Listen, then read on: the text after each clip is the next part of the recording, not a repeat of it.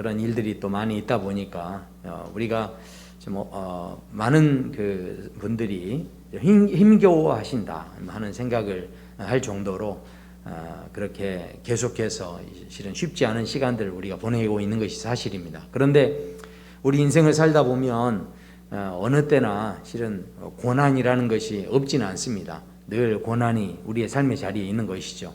문제는 그 고난을 우리가 맞이할 때 그 고난에 굴복하지 않고 그 고난을 이겨내고 또 승리하기 원하는 마음, 그 마음을 우리 모두가 다 갖고 있을 텐데요.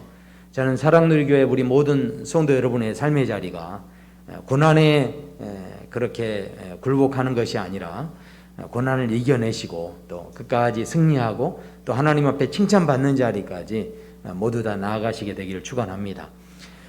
세상 사람들도 고난을 대할 때 어떻게든 이 고난을 좀 이렇게 이겨갈 수 있는 방법이 있을까 뭐 이야기들을 합니다. 그래서 책들도 이렇게 읽어봐도 여러 가지 자연 만물에 대해서 비유해서 고난을 이기기를 원하는 뭐 그런 권면의 말들도 있고요.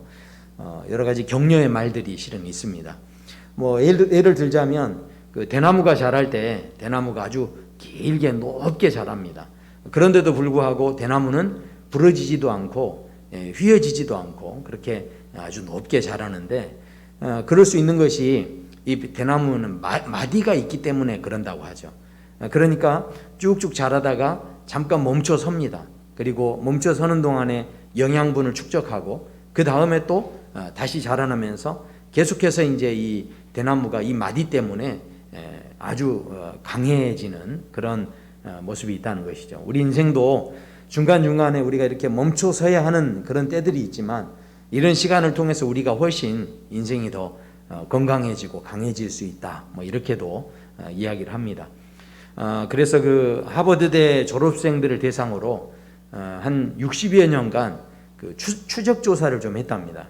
그래서 인생의 위기 때가 왔을 때 그 위기를 어떻게 극복했느냐 뭐 이런 이야기들을 하는데 그때 대부분의 사람들이 그 어려운 위기의 상황들을 이겨냈던 이야기들을 하는데 대부분 다 그 자신들의 삶에 그 심각한 일들이 있을 때마다 늘 좀 유머러스하게 어찌됐든 그 문제들을 좀 기쁘게 그것을 감당하려고 하다 보니 그것을 다 이기게 됐다. 뭐 그렇게 이야기를 합니다. 실제로 그 누가 이렇게 이제 실험을 좀 했나 봐요. 한 사람은 아주 무거운 가방을 매게 하고요. 한 사람은 아주 가벼운 차림으로 아무것도 들지도 않고 맨몸으로 그렇게 이제 가벼운 차림으로만 세워놓고 언덕 앞에 이렇게 서게 한 겁니다. 그리고 그 언덕의 경사가 몇 도 정도 될 것 같으냐 이렇게 물었더니 무거운 가방을 맨 사람들은 그 경사가 굉장히 험난하고 이 각도 자체가 굉장히 이렇게 가파른 것으로 이제 그렇게 이야기를 했다는 거죠. 그런데 이제 몸을 가볍게 한 사람은 그 경사 자체가 그냥 각도가 얼마 되지도 않고 가볍게 오를 수 있는 정도의 언덕으로 그렇게 보게 됐다라는 겁니다. 그러니까 이게 몸이 무거우면 벌써 이 마음의 영향을 받는 거고 우리가 여러 가지 이제 질병이나 또 문제들이 있을 때 기쁘게 이 일들을 감당할 때 훨씬 그것을 극복해낼 수 있는 힘이 생겨진다. 뭐 이런 이야기들을 하는 것이죠. 우리가 이 밝은 날만을 어떻게 바라겠습니까? 밝은 태양을 바라보고 있으면 반드시 내 등 뒤로는 그늘이라는 게 생깁니다. 그런데 이 그늘이 필요 없는 게 아니죠. 실은 한여름 밤에 그 태양이 이렇게 내리쬐다가도 그 여름밤에 그늘이라고 하는 그 시간이 있음으로 인해서 그 옥수수의 열매도 더 튼실하게 맺어지는 그런 시간들이 되어진다라고 하죠. 우리의 인생 가운데 많은 분들이 그래서 이 고난을 어떻게 이겨야 할까 세상에서 많은 분들이 그렇게 이야기를 하지만 그러나 우리는 지금 그 이야기를 하려는 게 아니라 하나님 말씀에서는 이 고난의 때에 우리가 어떻게 해야 하는가 하는 것이죠.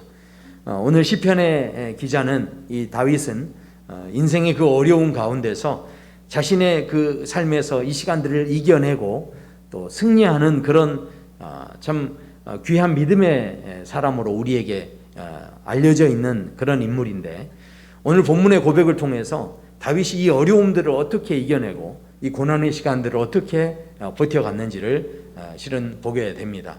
그 첫 번째가 여호와여 내 입에 파수꾼을 세워주십시오. 우리가 일이 힘들 때마다, 어려움 당할 때마다 입술을 지켜야 한다는 거죠. 입술이요, 인생의 열매가 된다라는 것입니다. 그래서 말을 조심하고 말이 씨가 돼야 한다, 씨가 된다, 이런 말도 있듯이 우리가 말 자체를 조심스럽게 하는 것이 얼마나 중요한가 하는 것들을 우리가 알고 있죠. 두 번째로 이야기하는 게 마음이 지켜져야 한다라는 것입니다. 그래서 성경에서도 무릇 지킬 만한 것보다 내 마음을 지키라, 이렇게 말씀하고 계시죠. 이 마음이 악한 쪽으로 기울러서는 안 된다, 뭐 이렇게 고백합니다. 어려움의 때를 지낼 때 이 마음 지키는 게 그만큼 중요하다는 거죠. 그리고 세 번째는 모든 것을 은혜로 여길 수 있어야 한다는 겁니다. 감사함으로 받으면 버릴 것이 없다라고 했는데, 이것을 은혜로 여길 수 있는 마음이 바로 우리가 고난을 이겨낼 수 있는 그런 힘이 될 수 있다 하는 것이죠. 제가 이렇게 오늘 이 말씀들을 잠깐 한번 이렇게 설명해 드리는데, 그런데 우리 성도님들 표정을 보니까 참 제가 예상했던 대로 오늘 뭐 고난을 이기려고 하면 입술도 지켜야 되고 마음도 지켜야 되고 모든 거 은혜로 감사함으로 받고, 그렇게만 생각하면, 실은 저도 생각하면 우리 성도님들은 늘 그냥 착하게만 살아야 되고, 말도 불평하고 싶은 말이 있어도 불평 한마디 못하고, 그렇게 그냥 얌전하게, 그렇게 감사한 마음으로 순종하는 마음으로 살아야 승리한다, 뭐 이렇게 생각하게 된다라는 거죠. 제가 그래서 얼마나 이 말씀을 묵상하면서 우리 성도님들이 참 이렇게 우리가 이 신앙생활 한다는 게 얼마나 참 이렇게 어떻게 보면 너무 착해 빠져서 그렇게 사는 것이 이게 지금 맞는 것인가 하는 생각을 해봤습니다. 그런데 우리가 분명하게 알아야 하는 것은, 오늘 본문의 문제를 단순히 입술 지키고 마음 지키고 그냥 모든 걸 감사함으로 생각하고 뭐 이 정도로만 우리가 실은 생각할 문제가 아니라는 것이죠. 어느 농장에요, 주인이 그 집에 가축들이 있는데 젖소 한 마리하고 그리고 닭하고 개하고 또 돼지가 있는데, 그를 이끌고 이 농장을 이제 이주를 하는 거예요. 그래서 이사를 하기 위해서 애들을 이끌고 이제 갑니다. 그런데 이제 한참을 가다가 나중에 뭐 아주 먼 거리로 이제 이주를 하는데 먹을 게 떨어진 거예요. 그러니까 주인이 이제 생각하다가 이게 데려가는 가축 중에 한 마리를 지금 잡아먹어야 될 그런 이제 판국이 된 거죠. 그때 아주 재빠르게 이 가축 중에 이 젖소가 이게 분위기가 지금 심상치 않다는 걸 감지를 하고, 갑자기 주인을 딱 붙잡고 주인에게 이야기를 하는 거예요. 주인님, 저는 그래도 늘 주인님께 신선한 우유를 제공해 드리지 않습니까? 이렇게 이야기하는 거예요. 그러니까 그 옆에 있던 닭도 이야기를 하는 거예요. 저도 주인님에게 늘 달걀을 제공해 드리지 않습니까? 그러니까 그 옆에 있던 또 개가 이야기하기를, 주인님, 저는요 우리 주인님을 늘 이렇게 지켜드립니다. 그렇게 이야기를 한 겁니다. 이제 마지막 뭐가 남았습니까? 돼지가 남았어요. 근데 돼지는 무슨 말을 가만히 하고 있지 않는 거예요. 그러니까 주인이 자연스럽게 돼지를 쳐다봤어요. 다른 가축들도 다 돼지를 쳐다봤어요. 돼지가 무슨 말 하나 보자 그러고 쳐다봤는데, 돼지는 실은 음식만 축내지 않습니까? 근데 돼지가 도대체 무슨 말 하나 이렇게 이제 무슨 할 말이 있나 하고 이렇게 봤는데, 세상에 돼지가 이렇게 이야기했다는 거예요. 주인에게 그랬답니다. 주인님, 물 끓이세요. 그랬다는 거예요. 그냥 날 잡아 드세요. 그냥 이렇게 이제 그렇게 한 거죠. 그러니까 이게 다 포기한 겁니다. 어쩌면 실은 우리가 우리 성도 여러분은 어떠세요? 정말 불평하지도 않고 끝까지 불평하지도 않고 자기를 그냥 알아서 그냥 순종해서 주인에게 자기를 날 잡숴 드세요 하면서 드리는 이 돼지가 참 보기 좋아 보이십니까? 어쩌면 우리가 신앙생활 할 때 늘 우리가 뭐 순종해야 된다, 뭐 하나님 앞에 우리를 입술을 지키고 마음을 지키고 불평하지 말고 감사하고 이렇게 해서 이 어려움의 때를 이겨내야 된다, 실은 이런 말들은 늘 우리가 실은 들어왔던 말인데, 그렇게 사는 것이 정말 우리의 행복인가 하는 생각을 해보게 됩니다.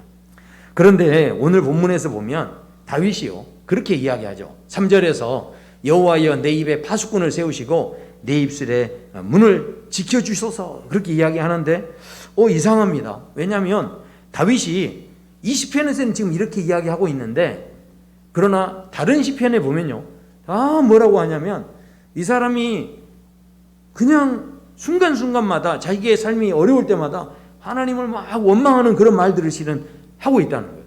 그래서 그 순간순간 어떻게 하냐면 어찌하여 하나님 나를 지금 버리십니까? 하나님 어찌하여 나한테서 숨으십니까? 하나님 도대체 어디 계시는 겁니까? 심지어는요 하나님 지금 주무실 때가 아닙니다. 그러면서 이 다윗이 심지어 이 시편의 내용들에 보면 그런 표현들이 실은 굉장히 많다는 거죠. 아니 그러면 오늘 말씀에서는 입술을 좀 지키게 해달라고 지금 하고 있는데 그러나 다른 시편에서는 정반대로 굉장히 다윗이 실은 이것저것 가지고 불평하고 또 하나님을 막 이렇게 따지듯이 이야기하는 그런 구절들이 많이 소개가 된다라는 거죠. 아니 우리 같으면 그럴 겁니다. 아니 이거 괜히 하나님한테 잘못 보였다가 그랬다가 본전도 못 찾고 혼나면 안 되니까 그러니까 하고 싶은 말이 있어도 하나님 이야기를 해도 어떻게 해요? 하나님 지금 주무시는 때가 아닙니다. 지금 하나님 정신 차리셔야 됩니다. 이렇게 하면 되겠습니까? 아니죠. 아유 하나님 저 버린 거 아니시죠? 하면서 좀 이야기를 해도 공손하게 이야기하려고 하고 이렇게 하지 않겠습니까? 그런데 이상하게 시편 기자는 거침없이 그런 표현들을 사용하는 것들을 보게 된다라는 거죠. 그래서 우리는 실은 믿음 생활할 때 불평해서는 안 된다 하는 것들을 늘 어른들에게 들어왔죠. 교회 안 다니시는 분들도 그렇게 말이 씨가 된다 했으니까 우리가 말 조심해야 된다 이런 늘 교육을 받아왔기 때문에 우리가 이왕이면 불평의 마음이 있어도 감사의 말들을 해야 된다 이렇게 알고 있습니다.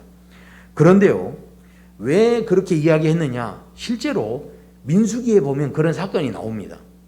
민수기 11장에 보면 이스라엘 백성들이 출애굽한 뒤로 그 다음에 하나님 주시는 만나만 먹다가 아마 만나가 지겨웠나 봐요. 그래서 이 사람들이 울기 시작합니다. 왜 우냐면 고기 먹고 싶다고요. 그래서 이제 막 울기 시작하는데 그때 이 사람들이 우는 진짜 이유가 뭐냐, 민수기 11장 그 5절로 넘어가 보면 그렇게 말합니다. 우리가 애굽에 있을 때는 값없이 생선과 오이와 참외와 부추와 파와 마늘들을 먹은 것이 생각나거늘 그렇게 이야기하죠.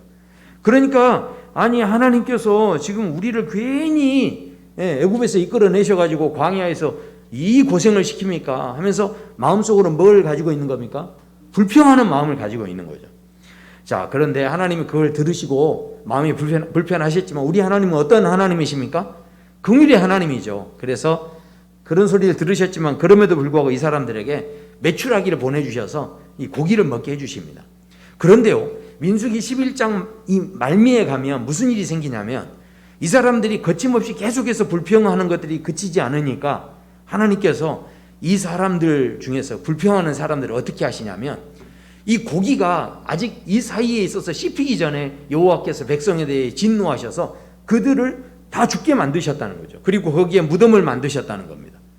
아니 생각해 보십시오. 이게 굉장히 지금 재밌는 표현이 고기가 아직 이 사이에 씹히기도 전에 이렇게 말씀합니다. 그러니까 고기를 잡아다가 생각해 보세요. 이건 너무 좋아가지고 야 오래간만에 고기 먹어본다면서 그 고기를 잡아다가 어떻게 했겠습니까?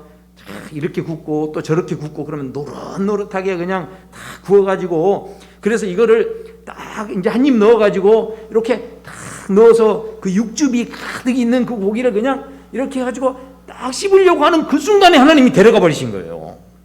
그러니까 우리 고기들을 별로 안 좋아하시나 봐요. 이게 고기의 맛이 또 이게 그 순간에 있지 않습니까? 그런데 입에서 이게 씹히기 바로 직전에 이게 하나님께서 데려가 버리셨다는 거예요. 그러니까 하나님 앞에 불평하고 우리가 원망할 때 하나님께서 정확하게 그냥 데려가셔도 그냥 데려가시는 게 아니라 얼마나 치밀한 계획을 세우셔서 입에서 그 고기를 씹기 바로 직전에 그냥 데려가 버리시는 이런 어처구니 없는 상황을 실은 이 사람들이 당하게 됐다는 거죠. 그러니까 우리가 이게 말하는 걸 조심하고 불평하는 걸 이제 조심해야 된다. 이제 우리가 실은 대부분 그렇게 생각을 합니다. 자, 그런데 흥미로운 것은요, 이스라엘 백성들만 불평한 게 아니었다는 거예요. 왜냐하면 이 민수기 11장에 보면 불평하는 사람이 한 사람 더 나옵니다. 누구냐면 바로 모세입니다. 모세가 불평을 했어요. 왜냐하면 백성들이 와가지고 막 원망하고 불평하니까 모세가 하나님한테 가서 따지는 거예요. 하나님, 어찌하여 주께서 이 종을 괴롭게 하십니까?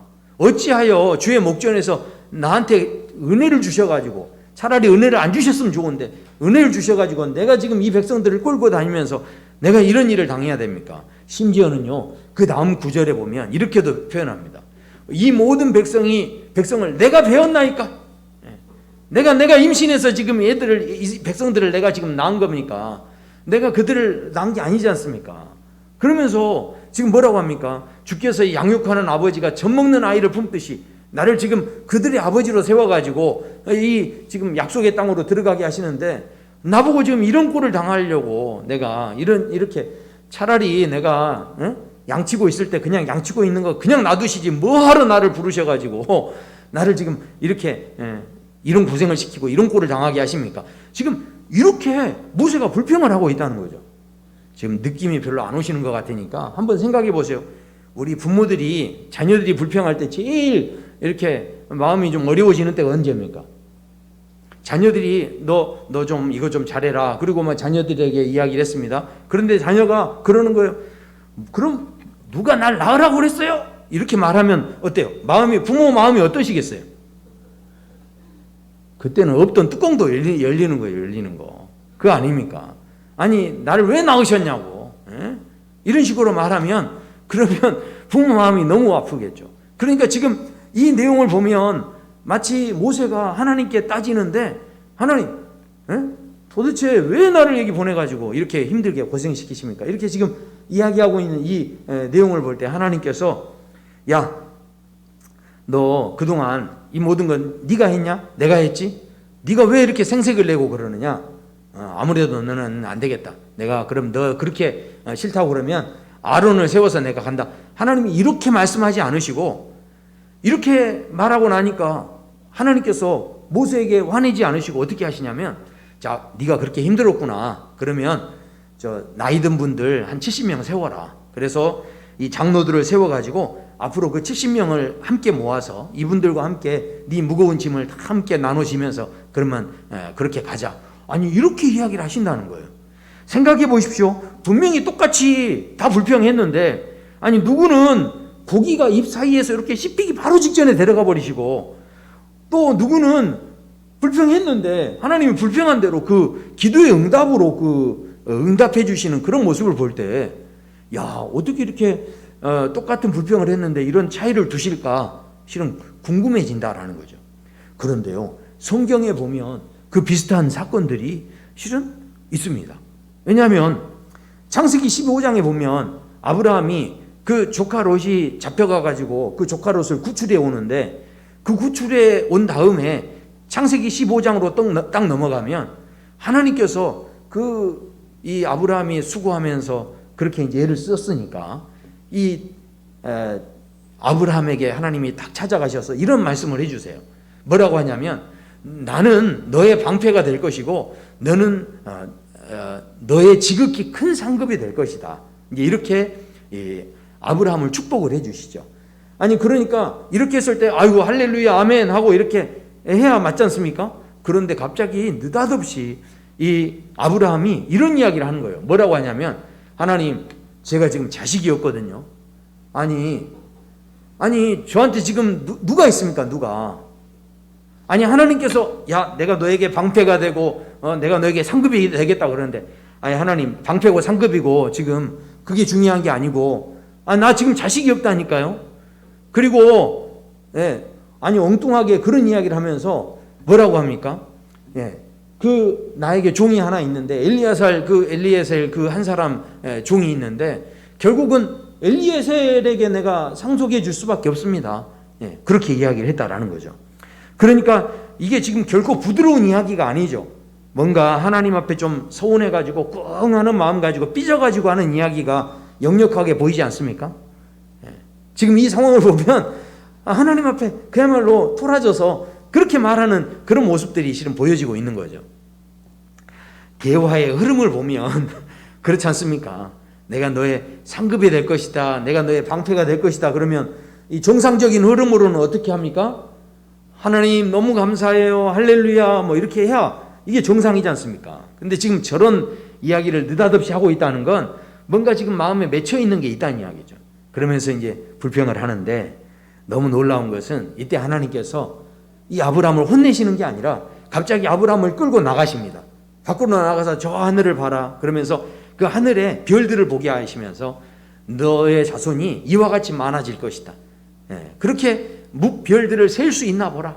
이러면서 이제 이 아브라함을 막 또 칭찬해 주시고, 너는 의로운 사람이다 막 칭찬해 주시고요. 격려를 해 주셨다는 거죠. 아니, 불평을 했는데 어떤 사람은 그렇게 금방 데려가 버리시고, 어떤 사람은 그렇게 막 칭찬도 해 주시고 격려도 해 주시는 이런 모습이 있다라는 거죠. 이것뿐만이 아닙니다. 열왕기상 19장에 가보면요, 엘리야가 바알의 선지자 850명하고 850대 1로 싸워가지고 이깁니다. 그 소식을 들은 이세벨이라는 왕비가 내가 반드시 이 엘리야를 죽이겠다라고 그렇게 선언을 합니다. 그러니까요, 이 여자분이 이렇게 독을 품으니까 그때 이 엘리야가 완전 쫄아가지고 도망가기 시작합니다. 근데 도망가면서 뭐라고 하냐면, 하나님한테 이 엘리야가 내가 너를 반드시 죽이겠다 이렇게 이제 이세벨이 이야기를 하니까, 이 엘리야가 그 다음에 도망다니면서 뭐라고 하냐면, 하나님, 저 이제 충분히 할 만큼 했습니다. 차라리 저를 죽여주세요. 제가 살아서 뭐 하겠습니까? 우리가 하나님 앞에 구할 때도 그런 기도하면 되겠습니까? 불평을 해도 그런 불평을 하면 되겠습니까? 진짜 그게 응답됐으면 어떻게 됐겠어요? 근데 지금 엘리야가요, 나 죽여주세요 이렇게 이야기하는 것은 지금 엄청난 불평을 하고 있는 거죠. 이런 상황 속에서 내가 하나님 앞에 열심히 낸 것밖에 없는데 내가 이런 수모를 당해야 됩니까? 뭐 이런 지금 고백을 하고 있다라는 거죠. 그렇게 해서 이 엘리야가 불평을 하는데, 불평하다가 이 사람 어떻게 된 줄 아십니까? 하도 불평하다가 피곤해서 그냥 잠이 든 거예요. 그런데 하나님께서 천사를 보내주셔서 이 엘리야에게 또 엘리야를 돌봐주시고, 엘리야에게 힘을 주시고, 또 먹을 것도 주시고, 이렇게 하면서 엘리야를 이렇게 돌봐주시는 그런 모습으로 엘리야에게 힘을 주고 계셨다라는 거죠. 아니, 어떤 사람은 이렇게 불평해도 불평을 하는데 천사를 보내주셨다니까요. 놀라시지도 않네요. 참, 성경의 인물 가운데 보면요, 진짜 간이 이따만하게 큰 사람이 있어요. 누구냐면 바로 요나입니다. 요나. 그러니까 요나는요, 시종일관 어떻게 하냐면 하나님 앞에 막 불평을 해야 됩니다. 하나님께서 니느웨로 가라 했더니 어디로 도망가 버립니까? 다시스로 도망을 가지 않습니까? 그것도 세상에 하나님이 가라고 했는데 그렇게 말을 안 듣고 도망간 것도 대단하지 않습니까? 그런데 그러다가 결국은 물고기 밥이 돼서 물고기 뱃속에 있다가 하나님 앞에 기도하고 다시 물고기 뱃속에서 밖에 내주니까 니느웨 성에 가서 이제 하나님 말씀을 전하는데, 니느웨 성이 3일 길을 이렇게 3일 동안 돌아다닐 수 있을 정도로 아주 큰 성읍이었다고 합니다. 그런데 겨우 하루만 돌아다니면서 말씀을 전하고 돌아와요. 그랬더니 세상에 니느웨 백성들이 자기 옷을 막 찢고 막 회개를 하고, 심지어 집에 있는 가축까지도 다 회개를 시키는 그런 이 부흥이 일어나 버린 거예요. 그러니까 그때 요나가 어떻게 하지 아십니까? 하나님께 이렇게 이야기합니다. 요나가 매우 싫어하고 성을 내면서, 하나님한테 성 내보셨어요? 자, 여기 보면 이렇게 이야기합니다. 아니, 여호와여, 그러니까 뭐라고 하냐면, 내가 이럴 줄 알았어. 이럴 줄. 왜냐하면 하나님은 원래 은혜로우시고 자비로우시고 노하기를 더디하시고 인애가 크셔서 내가 분명히 이렇게 지금 니느웨 백성들이 이렇게 회개하면 뜻을 돌이켜서 재앙을 내리지 않는 하나님인 줄 내가 알았다 이거죠. 그러니까 내 이런 일이 생길 줄 알았다는, 그래서 내가 다시스로 도망갔다 막 이러면서 이제 이야기를 하는 거죠.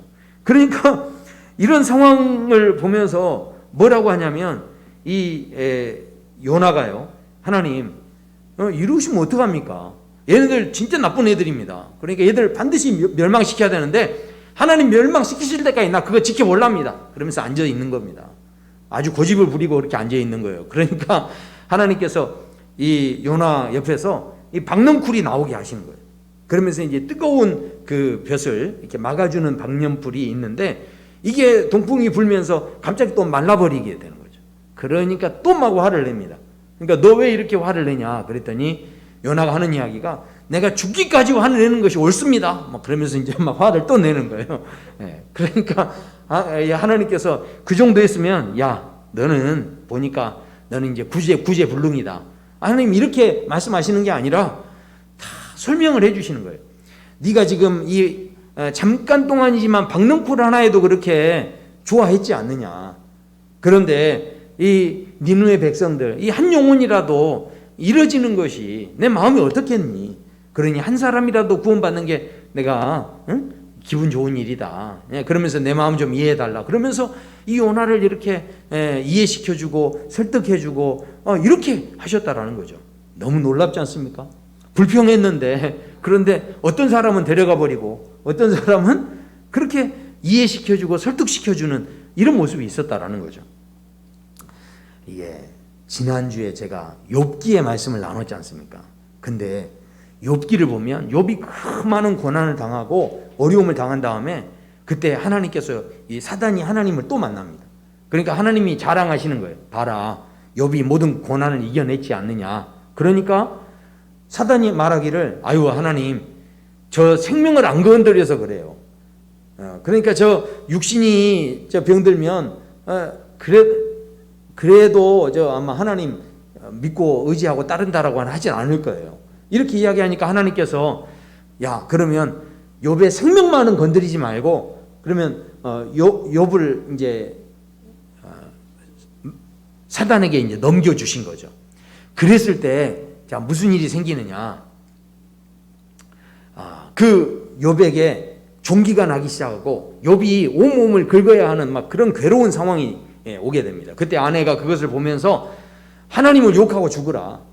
아직까지 온전하려고 그렇게 하느냐 이렇게 이제 이야기를 듣습니다. 그러니까 이 욥이 그때 뭐라고 하냐면 아주 유명한 이야기를 하죠. 이 모든 일에 욥이 입술로 범죄하지 아니하니라. 그러니까 우리가 여보 당신 정말 어리석은 말을 하고 있는 거야. 우리가 복도 받았으니 화도 받지 않겠느냐. 그러면서 끝까지 입술을 지켰다는 거예요. 오늘 시편에 나오는 것처럼 입술에 그 파수꾼을 세우고 입술을 지키는 그런 모습이 있었다라는 것이죠. 그런데요, 또 아멘 해주셔서 감사합니다. 그런데 알고 보면 이게 좀 이제 욥기를 그렇게 2장까지 보면은 분명히 이기고 승리한 것 같은데 3장으로 넘어가 보면 이게 좀 상황이 이게 승리한 사람이 맞는가 싶을 정도로 상황이 좀 이상해집니다. 그래서 욥기 3장에는 도대체 뭐라고 나오느냐 이렇게 나옵니다. 어찌하여 내가 태에서 죽어 나오지 아니하였던가. 내가 차라리 죽어가지고 태어나질 않았다면 내가 이런 꼴을 안 당하지. 그러면서 이렇게 또 불평하는 모습이 있었다는 겁니다. 욥기 7장으로 넘어가면요 이제 대놓고 이야기합니다. 그런즉 내가 내 입을 금하지 아니하겠다. 그러면서 내 영혼의 이 아픔 때문에 말하며 내 마음의 괴로움 때문에 내가 불평할 겁니다. 앞으로 하나님 잘 들어보세요. 나 이제 앞으로 계속 불평할 거거든요. 이렇게 이야기를 하는 겁니다. 지금 그리고 욥기 10장 가보면요 내 영혼이 살기에 곤비하니 내 불평을 토로하고 내 마음이 괴로운 대로 말하리라. 괴로운 대로 내 마음을 감추지 않고 다 이렇게 말하겠다라고 이야기하는 거죠. 그런데 너무 놀라운 것은요 이렇게 불평을 했는데 하나님 지금 분위기 자체가 뭡니까? 욥이 완전히 막 나가자는 거 아닙니까?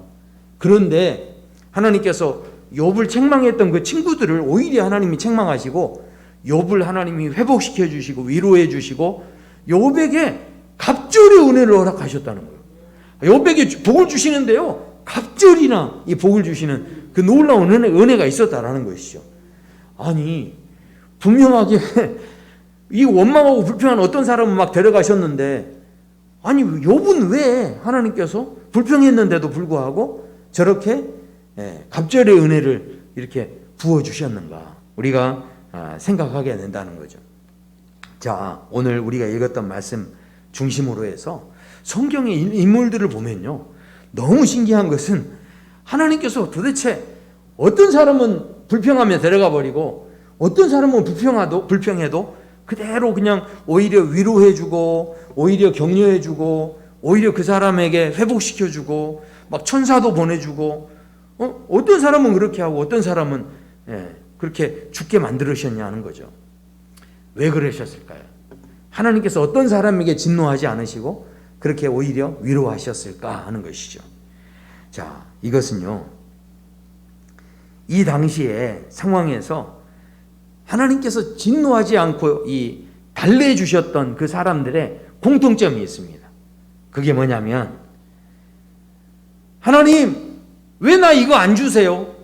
하나님 왜 이거 이 고난 나한테서 해결해 주지 않으세요? 라고 하면서 이거 좀 더 주세요.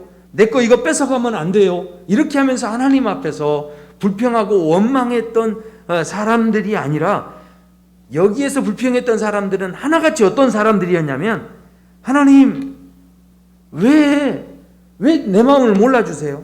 하나님 왜 나를 사랑해 주지 않으세요? 하나님 왜 숨어 계세요? 그러니까 여기에서 하나님께서 진노하지 않으셨던 사람들은요, 불평을 해도 이 사람들은 다 하나같이 뭐라고 하냐면, 하나님, 나 하나님 너무 좋은데 왜 저를 자꾸 밀어내세요? 하나님 왜 나를 이렇게 싫어하시는 거예요? 하나님, 나는 정말 하나님이 필요한데 왜 하나님 숨어 계세요? 하나님, 내가 이렇게 어려움 당하는데 이렇게 지금 가만히 계시면 되겠어요? 하면서 그렇게 불평했던 사람들이 그렇게 지금 어떤 사람들이었냐면, 다 아브라함이 그랬고요, 이 엘리야가 그랬고요, 이 요나가 그랬고요, 또 욥이 다 그런 사람들이었다는 것입니다. 우리 같으면 하나님 앞에 그냥 함부로 이렇게 대들거나 이러지 못해서요. 우리가 요나처럼 그렇게 하나님한테 막 대들고 그렇게 하겠습니까? 이거 잘못 대들었다가 큰일 나면 안 되잖아요. 그러니까 우리는 아마 조심조심 하면서 속으로 끙끙 앓으면서, 야, 하나님이 이거는 허락을 안 해주시나 보다, 이렇게 생각하고, 아유, 그러면 기도할 때도 어떻게 기도합니까? 막 기도하다가 기도 응답이 안 되면, 열심히 하다가 안 되면 어떻게 하죠? 아니면 말고요. 아유, 이렇게 이야기하면서, 이렇게 우리가 실은 기도하지 않습니까? 기도하다가 끝까지 하나님이 안 들어주세요. 그러면 어떻게 해요? 아유, 아까 제가 처음에 말씀드린 돼지처럼, 인생이 다 그렇죠. 뭐 그냥 그럼 물을 끓여주세요, 하나님. 이렇게 하면서 이런 마음으로 실은 우리가 하는 거지, 막 요나처럼 따지고 하나님께 따지고 화를 내고 하나님한테 막 성내고 이렇게 하진 않죠. 그런데 요나는요, 어떻게 하냐면, 하나님 어떻게 이러십니까? 왜 이러시는 거예요 도대체? 우리의 마음을 지금 알아주시는 겁니까 지금? 이러면서 따지고 있다는 거죠. 근데 이분들이 했던 불평은요, 하나같이 뭔가를 얻어내고 뭔가를 내가 지켜내기 위해서 불평하는 불평이 하나도 없었다는 거예요.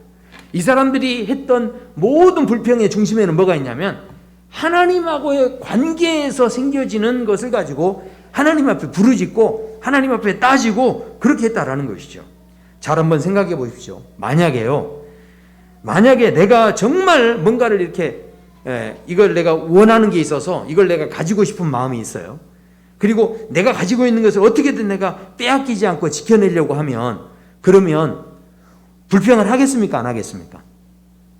불평을 안 하는 거죠.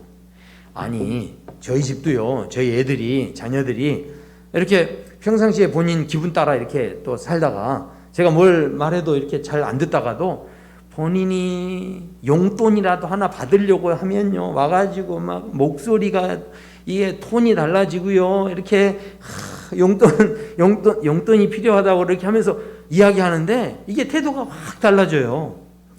생각해 보세요. 우리가 하나님 앞에 뭔가를 이렇게 받아내려고 하면 막 불평하고 원망하면서 받아내겠습니까? 그거 받아내려고 하면 어떻게든 불평하지 않고 조심조심 하면서 하잖아요. 그런데 성경의 인물들은 하나같이 뭐라고 하냐면, 하나님 앞에 막 마음껏 불평하고, 어찌하여 이런 식으로 나를 왜 태어나게 하셨습니까? 막 하면서 이런 식으로 하고 있다는 거죠. 그러니까 이 사람들의 중심에는 지금 뭡니까? 뭔가를 더 얻어내고 이걸 통해서 뭔가를 더 내가 지켜내고 여기에 관심이 있는 것보다는, 이 사람들이 불평하는 그 중심에는 뭐가 있냐면, 도대체 하나님은 나한테 어떤 분이시고 나는 하나님한테 어떤 분이십니까? 이걸 따지면서 지금 불평하고 있다라는 거죠. 그러니까 오늘 생각해 보십시오. 내가 어떻게든 이거 얻어내야지 하면서 불평하고 싶은 마음이 있어도 이거를 꾹 누르고 겉으로 이렇게 감사하는 척하고 이렇게 하면 이게 지금 하나님과의 관계가 온전해지겠습니까? 인격적인 관계가 되겠어요? 마음으로는 계속 하나님과 멀어질 수밖에 없는 거죠. 그런데 나머지 이 아까 믿음의 이 사람들을 보면 하나같이 하나님 앞에 솔직한 마음들을 드러내는데, 우리가 오늘 읽었던 말씀도 보면 여호와여 내 입에 파수꾼을 세우시고 내 입술에 문을 지켜주소서 이렇게 기도하는데, 바로 그 위에 보면 뭐라고 되어 있냐면 2절에서 나의 기도가 주의 앞에 분향같이 되며 라고 말씀합니다. 분향이라는 것은요 완전히 그냥 태워 드려버리는 겁니다. 그렇다면 이 기도조차도 그렇게 드려버렸다는 건 무슨 이야기입니까? 이거 기도를 통해서 내가 뭔가를 막 얻어내고 뭔가를 내가 지켜내고 이럴 마음으로 지금 기도를 드리고 있는 게 아니라 기도 자체도 그냥 하나님께 완전히 드려버리는 거죠. 내가 뭔가를 받아낼 욕심으로 지금 기도하고 있는 상황이 아니라는 이야기죠. 그러니까 지금 여기에 나와 있는 이 내 입에 파수꾼을 세우시고 내 지금 입술에 문을 지켜달라는 이야기는 단순히 내가 불평하지 않고 감사를 많이 하고, 물론 그것도 있지만 그게 아니라는 거예요.